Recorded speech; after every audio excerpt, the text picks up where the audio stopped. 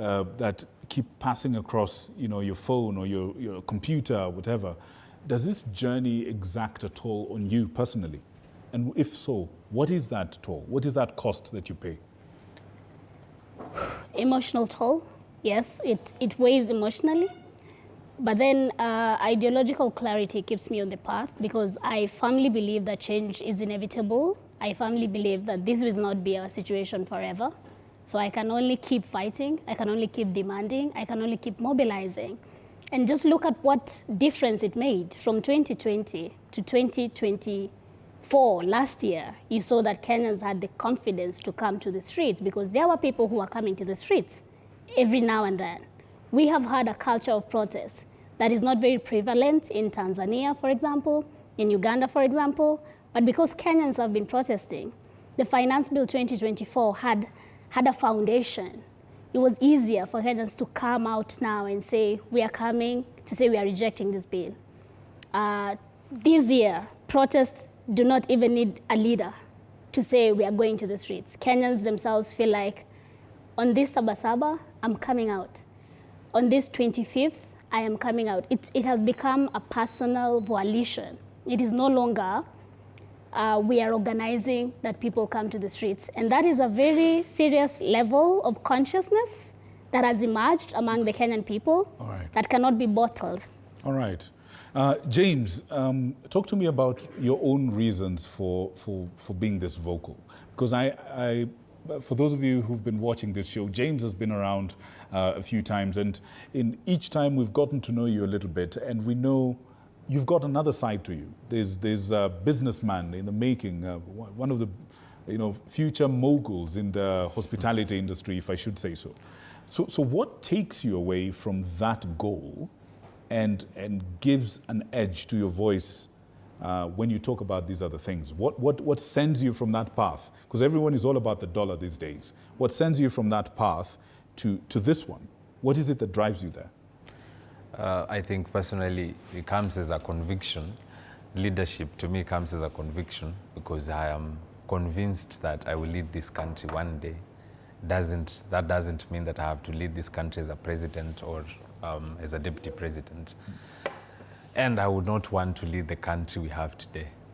This is not even a country. We have a beautiful constitution, we have good laws, but we have pathetic leaders all through. And we have a culture of impunity, police brutality, corruption, you name it. And this is not the country I want. So as a future leader, I thought it behooves me to first fight for a better country now before we get to lead later. Because there wouldn't be a country to lead if we continue in the same trajectory that we are in today. And I think silence breeds the status quo. And if we do not call out the government, if we do not call for change and accountability, we continue to enable the very monster that is suffocating and killing us. So to me, it comes as a personal responsibility. I see. Yeah. And to that, you mentioned leadership as sort of like a compulsion for you. Some of you and some of the guys in this room have become sort of like the face of this movement, so to speak. The Gen Z movement is tribeless, leaderless, and so on. But for us in the media and for those of you at home who look at the newspaper pictures and look at the videos on YouTube, on our channel and every other place, you can see these faces and names. So can you tell me, how do you balance anger that you feel and leadership, and the pressure of what you're doing? How do you balance that? I will start off with what Wanjira said, the ideological clarity that we all have. Well, a majority of us, we know what we want and we know how to get it. And to that extent, we know how to balance our emotions, even though sometimes it's challenging. I can tell you for a fact that most youths are struggling with this.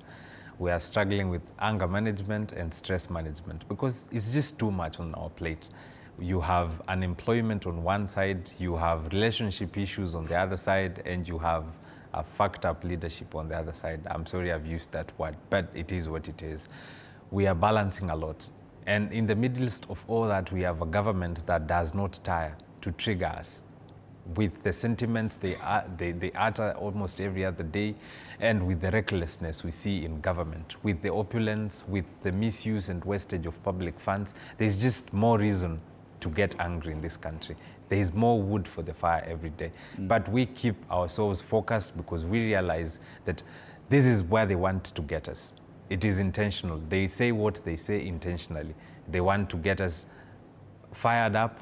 They want to scramble our heads so that we lose the passion, we lose the focus, and we lose the clarity, and that's where they win. That we resign to fate and we say, these guys are not going to change. This country is not going to change. After all, leadership has been like this in this country, and we should just stop making an effort. We will vote these guys out one day, someday, however long it takes, and we should accept that we are beaten as a number by a ratio of 10-2, but we forget that we are the majority and that they are the minority. Yeah. The people in government are less than 1,000, the active ones and say the important ones who make decisions for this country. How many MPs do we have? How many senators do we have? The cabinet has 22 people. The president is one and one deputy president. Less than 1,000 people who are making decisions on behalf of the entire country. So that tells us, and that should remind us every day as we wake up, that we are the majority and we have the numbers and we should have the will to continue fighting to change this system and to change the leadership of this country once and for all. All right, all right. Now,